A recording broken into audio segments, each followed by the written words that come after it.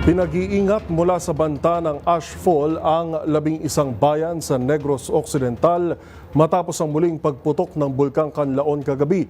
Dahil din dito, suspendido na rin ang klase sa ilang mga lugar. Magbabalita si Rovic Manuel. 11 bayan ngayon ang apektado ng ashfall sa Negros Occidental matapos ang muling pagputok ng Bulkang Kanlaon kagabi. Isang linggo pa lang ito makalipas ang una nitong pag-alboroto na nagdulot ng pangamba sa mga residente. Sa kuwang ito mula sa CCTV sa barangay Mansalanao, La Castellana, makikita ang tahimik na kalsada at ilang mga kabataan nang biglang makikita ang mga residenteng naglabasan sa kanilang tahanan at ilang mga kabataang tumakbo matapos ang narinig na pagsabog bandang alas 7 kagabi. Ito na pala ang moderately explosive eruption ng Bulkang Kanlaon.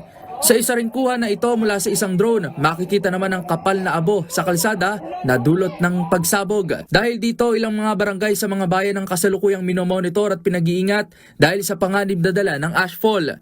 Kabilang dito ang bayan ng Bagos City, Binalbagan, La Carlota, Moises Padilla, Hinigaran, Isabela, San Carlos, Pontevedra, sa Himamayla na may 6 na barangay na nakararanas ng ashfall, sa Kabangkala na may 16 at sa La Castellana na may 6 rin na barangay na apektado.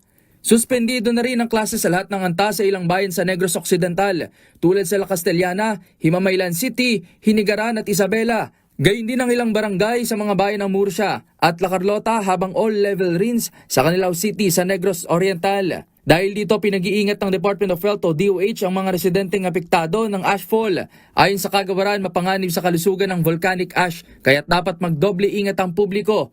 Pinayuhan rin ang lahat na magsuot ng face mask o maaaring gumamit ng basang tela upang masala ang maliliit na particles na maaaring magdulot ng iritasyon sa ilong, lalamunan at baga. Mahigpit din ipinapaalala na iwasan ang paglapit sa permanent danger zone ng bulkan dahil mas mataas ang konsentrasyon ng nakalalasong usok at abo sa mga lugar na malapit dito.